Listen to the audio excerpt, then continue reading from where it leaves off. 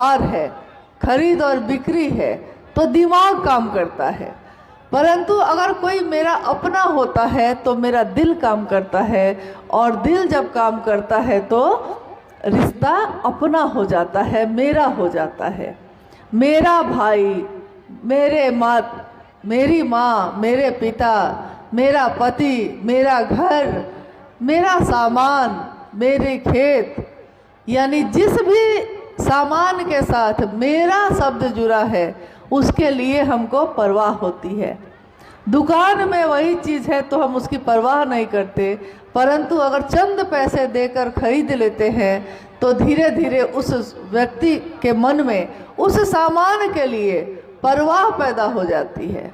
कपड़ा दुकान से खरीद लिया तो अब ये मेरा कपड़ा है, अब ये मेरी साड़ी है, परंतु दुकान में था तो दुकान का था। उसके फटने से, उसके जलने से हमको कोई फर्क नहीं पड़ता। अब अगर फटेगा तो मन घोर होगा। और उसी मन में साहब श्री हरिनानंद जी ने शिव को अपना गुरु बनाने की बात कही।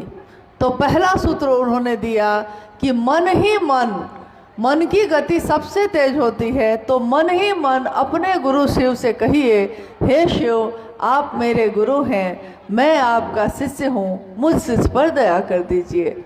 हे शिव आप महादेव हैं, आप भगवान हैं, आप उमा के पति हैं, आप सबके हैं, परंतु हे शिव आप मेरे गुरु हैं। मेरे यानी सिर्फ मेरी बात हो रही है। ये मेरे भाई हैं, ये मेरे माँ हैं, तो ये मेरे गुरु हैं, ये मेरे भगवान भी हैं, परंतु मेरे गुरु भी हैं।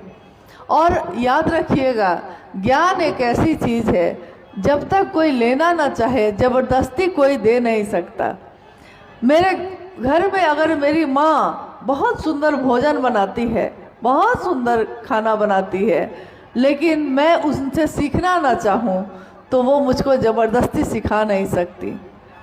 कोई स्वेटर बुनना जानता है, बहुत अच्छा स्वेटर बुनता है, लेकिन कोई सीखना ना चाहे तो स्वेटर आप किसी को दे सकते हैं।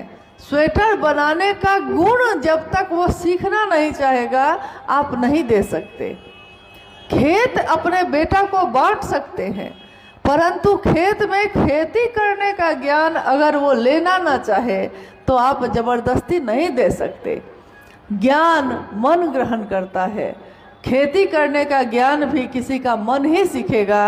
आपने गौर किया होगा कि आपके हमारे घर में बच्चा जब पढ़ने बैठता है तो वो किताब लेकर बैठता है,